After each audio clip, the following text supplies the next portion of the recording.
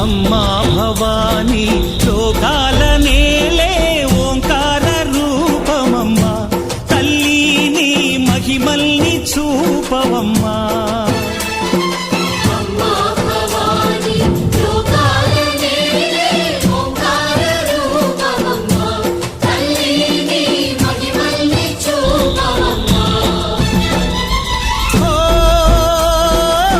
సృష్టికే దీపమా, శక్తికే మూలమా, సింహరథమే నీదమ్మా.